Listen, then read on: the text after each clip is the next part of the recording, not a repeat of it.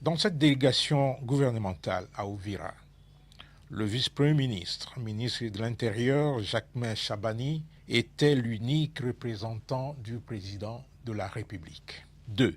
Le chef d'état-major général n'a jamais été le commandant suprême adjoint. Dans cette fonction, le président de la République n'a ni adjoint ni intérimaire. 3. Très discipliné et respectueux des lois, des règlements et des coutumes militaires, le chef d'état-major général n'est pas politicien pour prendre la parole dans une réunion publique présidée par une haute autorité gouvernementale, réunion consacrée à la remise d'un mémo dont la primeur était réservée au président de la République et que ni le vice-premier ministre, ministre de l'Intérieur, ni les chefs d'état-major général ne pouvaient commenter. En plus, la réunion du chef d'état-major général prévue avec les FARDC et les Wazalendo dans un cadre approprié avait été préalablement annoncée par le vice-premier ministre, ministre de l'Intérieur. 4.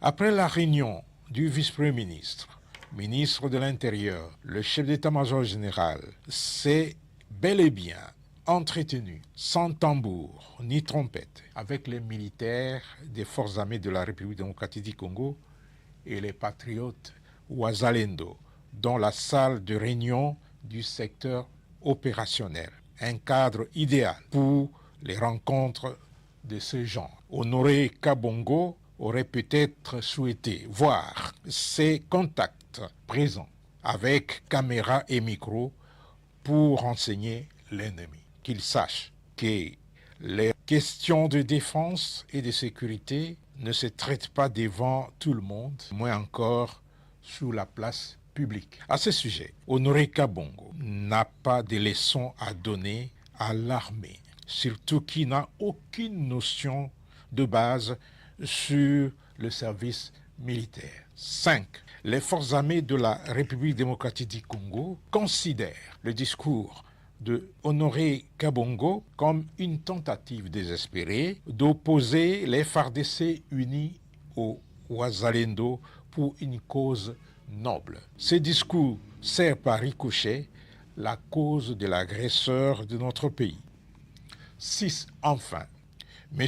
Honoré Kabongo Chibundi doit apprendre à mesurer ses propos et à faire preuve d'humilité lorsqu'il aborde des questions qu'il a difficiles à cerner et à maîtriser. Car, comme le dit une sagesse populaire, il est amoral et même dépravé de parler des choses qu'on ne maîtrise pas. Dans un autre registre, les ex-combattants des différents centres de formation professionnelle à Beni dans le Nord Kivu ont reçu la visite d'une délégation mixte du programme de désarmement, démobilisation, relèvement communautaire et stabilisation PDDRCS. Plus de précisions avec Peggy Mukunda.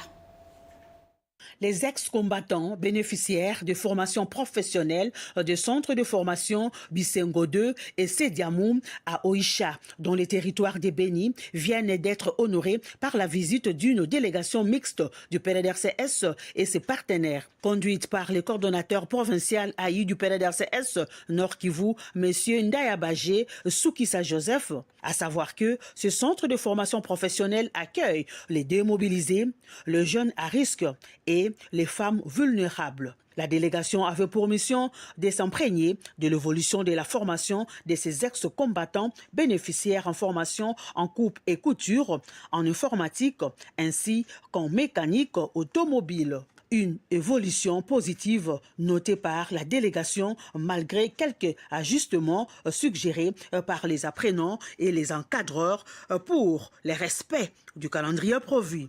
Les bénéficiaires ont saisi cette occasion pour exprimer leur gratitude envers les autorités du PDDRCS, les partenaires pour leur accompagnement offert, sans oublier le coordonnateur national du PDDRCS, Jean de Dieu Désiré Ntangatita, et le chef de l'État, Félix Antoine Tshisekedi, pour son programme qui favorise leur réinsertion et leur réintégration communautaire. Pendant ce temps, les ressortissants du Bas-Ouélé vivant à Isiro se félicitent des efforts fournis par le gouverneur du Haut-Ouélé et celui du Bas-Ouélé pour le développement de ces deux entités. C'était au cours d'une matinée d'échange, nous dit Nathalie Mboula. Sont regroupés dans cette salle polyvalente de la cathédrale Sainte-Thérèse de l'Enfant Jésus d'Isiro. Les ressortissants de Bas-Ouélé vivant à Isiro est regroupés au sein de leur dynamique. Objectif, échanger avec le gouverneur Mike David Mokeni à Missi, des passages dans les coins et conduits sur les lieux par son collègue hôte Jean Bakomi Togambu du Haut-Ouélé. Après les mots de bienvenue de la représentante et assorti de quelques recommandations, le gouverneur Jean Bakomi Togambu a indiqué qu'à l'instar d'autres provinces issues de la Grande Orientale, les deux entités du bassin de l'Ouélé font actuellement l'objet de plusieurs actions de développement sous la vision du chef de l'État, Félix-Antoine Tshisekedi Tshilombo. Félix-Antoine Tshisekedi a aligné Grande Orientale et changé. Pesibiso, point ouélé, tout ici au Poko, Tingila, Ekomatina, et Kisangani. Pour sa part, Mike David Mokeni a reconnu le leadership agissant de son collègue avant d'en appeler à l'unité derrière le chef de l'État. Rappeler à la population la souffrance qu'elle a endurée durant plus de 40 ans, qui vient d'être oubliée grâce au chef de l'État. La communauté des Ouélé a toujours été unie. Je suis complètement satisfait de cet accueil chaleureux et je saisis aussi cette occasion pour remercier son Excellence, Monsieur le gouverneur Jean Bakomito, qui fait toujours preuve d'une hospitalité légendaire. Immédiatement après, toujours sous la conduite de son collègue, le gouverneur de Bas-Ouélé et sa suite ont pris la direction du territoire de Poko. En province, direction Nord Kivu, plus précisément dans la commune rurale de Kassindi, le gouverneur militaire de province, le général Somo Kakule, a lancé sur place les travaux de modernisation de la voirie bien avant de s'entretenir avec les services membres de l'ordre opérationnel aux frontières. Images et commentaires. Le gouverneur militaire du Nord Kivu, le général-major Somo Kakule Evariste, est arrivé ce 13 septembre 2025 en commune rurale de Kassindi. L'autorité provinciale, accueillie en pompe, a lancé les travaux de construction d'un gros collecteur d'eau de près de 10 mètres de large, 2 mètres de profondeur et 4 km de longueur sur la RN4. Une réponse à la demande de la population qu'il a rencontrée sur place il y a de cela 2 mois. Il a ensuite lancé les travaux de modernisation de la voirie sur cette même route et quelques artères secondaires pour le prestige de ce poste frontalier, mais également l'amélioration des conditions de travail des importateurs et exportateurs. Tous ces travaux financés par les recettes provinciales grâce au partenariat public-privé à la satisfaction des contribuables. L'image de la relance des infrastructures qui sont en train d'être observées, c'est une chose qui nous a vraiment beaucoup plus émis.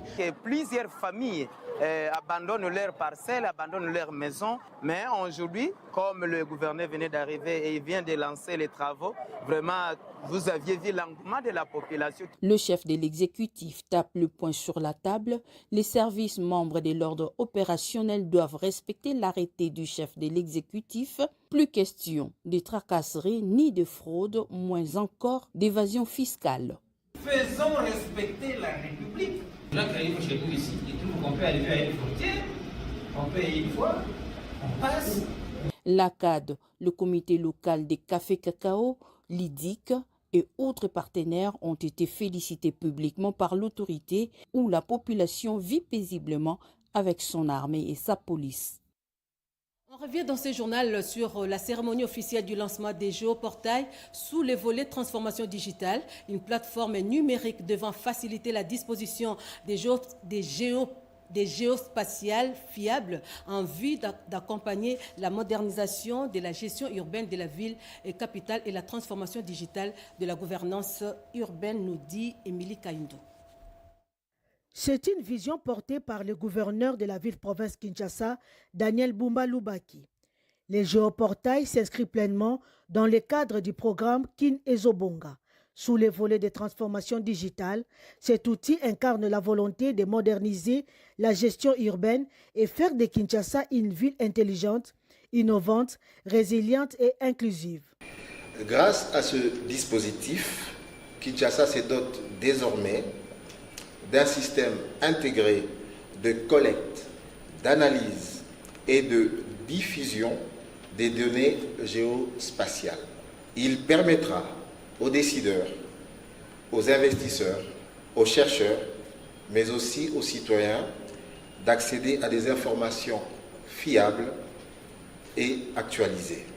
Cette plateforme numérique, conçue pour accompagner la modernisation de la gestion de la capitale, centralise et met à disposition des géospatiales fiables pour soutenir la planification urbaine et la prise de décisions stratégiques, dont une étape clé vers la transformation digitale de la gouvernance urbaine. Les géoportails renforcent les capacités des services publics à disposer d'informations fiables et partagées, condition essentielle d'une gouvernance moderne et efficace.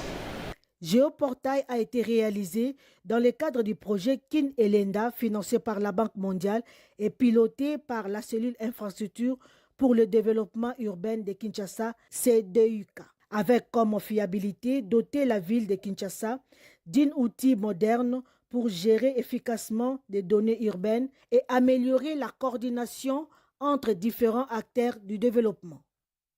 Et la population de Lodja dans le Sankourou, elle, lance un SOS aux autorités compétentes pour la relance des travaux anti-érosifs lancés dans le cadre du PDL 145 territoires. C'est un constat fait par les députés nationaux Assel Okito dans le cadre de ses vacances parlementaires. Images et commentaires. Démarré dans le cadre du PDL 145 territoires, les travaux de construction des routes dans les Sankourou à Lodja ont été stoppés sans explication aucune de la part des entreprises exécutant ces travaux en partenariat avec l'Office des routes. Je suis désolé de constater que les choses n'évoluent pas positivement. Vous allez vous rappeler que lorsque je suis venu pour les premières vacances parlementaires qui m'ont conduit jusqu'à Benadibele, j'ai fait état de toutes ces situations en déplorant plus l'attitude de l'office des routes, comme je l'ai toujours dit, propriétaire des routes. Et comme nous avons un nouveau ministre des infrastructures, je vais sensibiliser les autres collègues députés nationaux de Lodja, du Sankourou, pour que nous puissions voir ces ministres-là et demander, nous allons demander qu'on puisse arrêter ces contrats ou ces partenariats avec cette société que vous appelez Aris Afrique ici. Cet abandon des travaux a entraîné la dégradation de ces infrastructures routières et autres habitations emportées par les érosions. La population de Lodja, représentée par la notabilité, lance un SOS pour la reprise des travaux en vue d'anticiper la saison des pluies qui s'annonce déjà. Merci Anastasie Doumbou. Dans les provinces de l'Équateur, l'année scolaire 2025-2026 risque d'être blanche pour les élèves de Bossonganga dans le territoire de Bolomba. Et pour cause, l'arrêt des travaux de construction des bâtiments dans le cadre du PDL 145 territoires, une situation qui risque de compromettre l'avenir des enfants. Les notables de ces coins du pays l'ont dit à l'honorable Néné Maïntana lors de ses vacances parlementaires dans cette partie du territoire national. Fifi Mukundi, reportage.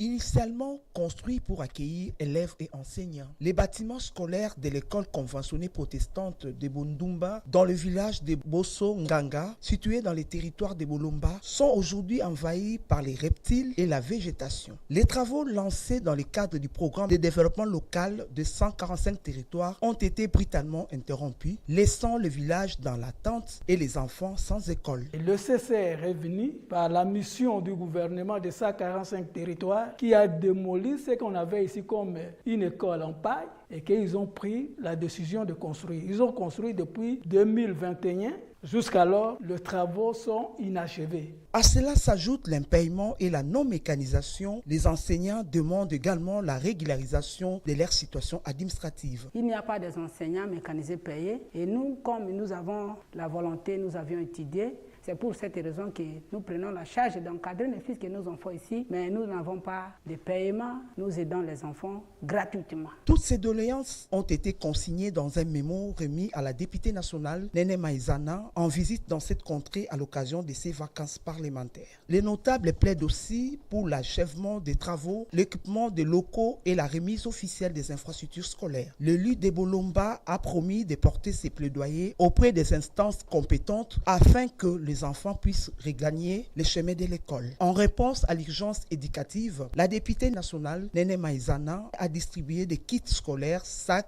cahiers, stylos aux élèves, un geste symbolique pour raviver l'espoir. Je vous invite à faire un tour dans quelques instituts supérieurs dans les provinces, mais aussi ici dans la capitale, pour vous faire revivre en images la cérémonie d'écollation des grades académiques. Regardez. Pour cette année, au total, plusieurs lauréats issus des différentes filières et orientations ont été lancés officiellement sur les marchés d'emploi à l'Institut supérieur d'informatique, programmation et analyse ISIPA. Ces lauréats ont été formés conformément au système LMD, actuellement en vigueur en République démocratique du Congo. Après la présentation de la politique générale de cette institution et la lecture du rapport académique, les lauréats, au travers les porte-paroles, ont également pris la parole pour exprimer leur reconnaissance. Le point culminant de cette manifestation a été la proclamation des résultats avant la remise des diplômes aux différents finalistes. Ces derniers ont été appelés à être les créateurs d'emplois et surtout à mettre à profit les connaissances acquises pour contribuer au développement économique de la société congolaise. La cérémonie s'est déroulée en présence des autorités politico-administratives. Fidèle à sa mission, l'Institut supérieur d'informatique, programmation et analyse, ISIPA, s'impose de plus en plus comme un acteur majeur de l'enseignement supérieur et universitaire en République démocratique du Congo.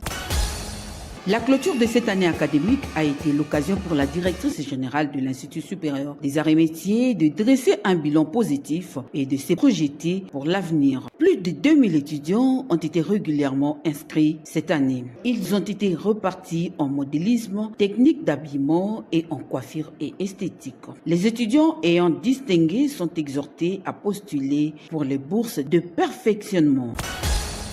Il s'agit de la collation des grades et des clôtures de l'année académique 2024-2025. La cérémonie s'est déroulée à l'esplanade de la dite institution située au quartier Azan des communes Fina et présidée par le ministre de la Santé Paulé Pousse Koyaba, représentant personnel du gouverneur de la province Mike Mukeni Amis David. Ce dernier a dans son mot déclaré que les secteurs des infrastructures restent l'un des piliers majeurs dans la reconstruction nationale ainsi que dans le programme d'action du gouvernement provincial conduit par son excellence Mukeni Amis Mike David.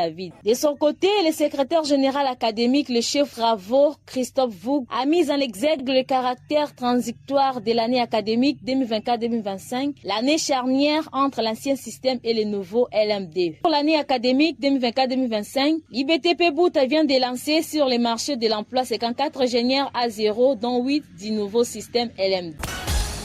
C'est sur une ambiance électrique que s'est déroulée la double cérémonie d'écollation des grades académiques et des clôtures de l'année académique 2024-2025 à l'université de Mwenditou.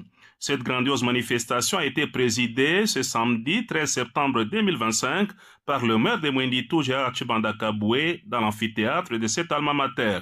Dans son discours de politique générale, le recteur, le professeur ordinaire Innocent Tchibango Mwamba a invité les lauréats de porter les couleurs de son université et d'être le véritable acteur ambitieux de développement.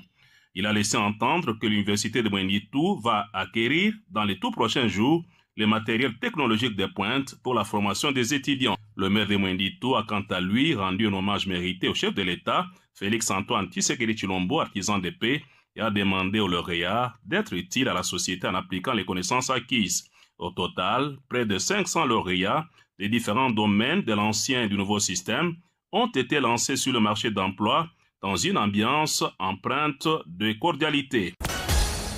L'Université de Cabinda, INICAB, a célébré ce samedi 13 septembre 2025 une double cérémonie d'écollation des grades et clôture de l'année académique 2024-2025. L'événement tenu au sein de l'institution au quartier Bandaka 1 dans la ville de Cabinda a réuni les autorités politico-administratives de la province, les enseignants, parents et étudiants dans une ambiance festive. De son côté, le recteur Adolphe Moudimbi Kitenge a insisté sur les efforts d'investissement en infrastructures et équipements. Les représentants du gouverneur des provinces de Lomami, Alex Moulomba Saboué, a exhorté les lauréats à assumer leur rôle de futurs leaders. L'amphithéâtre Dr Mangwele a servi de cadre à la double cérémonie académique, celle de la collation de grade aux 6285 lauréats, nouveaux comme ancien système, issus de filières organisées par cette alma mater, et celle de la clôture de l'année 2024-2025. Le vice-gouverneur et gouverneur intérimaire Thomas Boyenge, qui a présidé cette cérémonie, a avant toute chose loué les efforts inlassables que ne cesse de fournir le président de la République, Félix Antoine Tshisekedi Tshilombo, pour l'amélioration de la qualité de l'enseignement. Le recteur de l'UNIMBA, le professeur ordinaire César Bongambo Kassongo, a salué l'implication des autorités tant du niveau national que provincial pour leur souci permanent de faire de l'enseignement l'un des moteurs du développement de la RDC. Vous n'avez pas pu parcourir certains journaux parus ce matin dans la capitale, pas de souci. Jean-Pierre Ndolo Demazou s'est fait le devoir de sélectionner et commenter pour vous quelques tabloïds à travers cette revue de presse que je vous prie de suivre.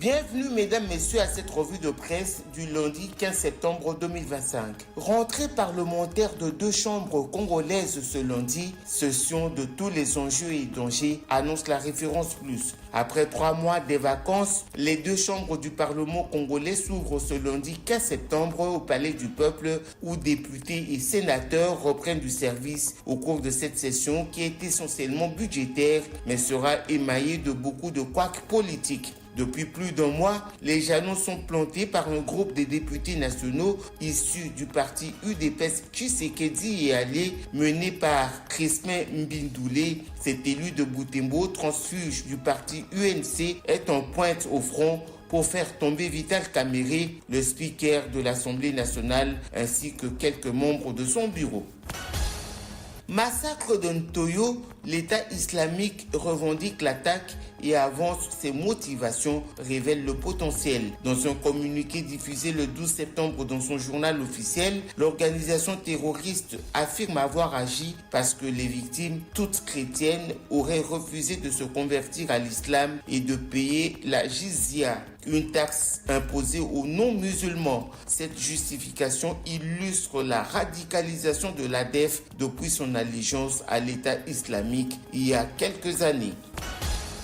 Massacre de Lubero, les associations citoyennes des ressortissants du Nord et du Sud Kivu interpellent les autorités sur la menace des djihadistes ADF, note le quotidien. Plusieurs jeunes Kinois, membres de quelques organisations citoyennes et d'autres ressortissants du Nord et du Sud Kivu ont appelé à la mobilisation générale de la communauté internationale et nationale sur les atrocités que commettent les ADF sur la population congolaise au même titre que les M23, AFC et RDF. Ils ont interpellé la communauté internationale de rompre avec son silence et de passer à l'action. Massissi, déplacement de la population à Lukweti suite à l'instabilité sécuritaire. Titre actualité.cd. Les habitants de Lukweti, en territoire de Massissi au nord Kivu, ont déserté leur village depuis le samedi 13 septembre. Selon les sources locales, ces habitants ont fui l'instabilité sécuritaire devenue permanente dans cette partie de la province du nord Kivu.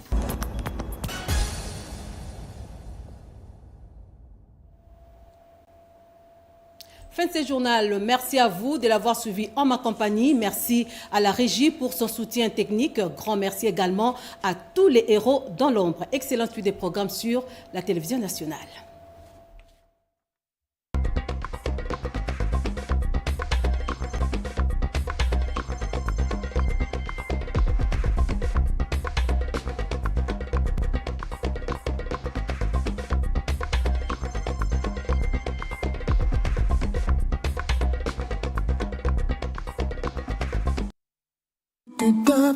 Tout de suite, magazine.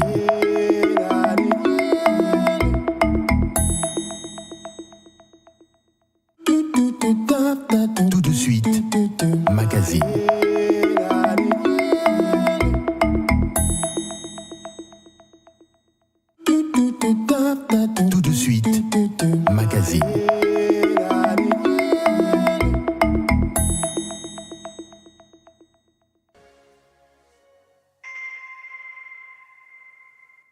depuis ma naissance, lorsque na commis vraiment responsable ndenge naza boye, navandi na babikolo nyonso pe.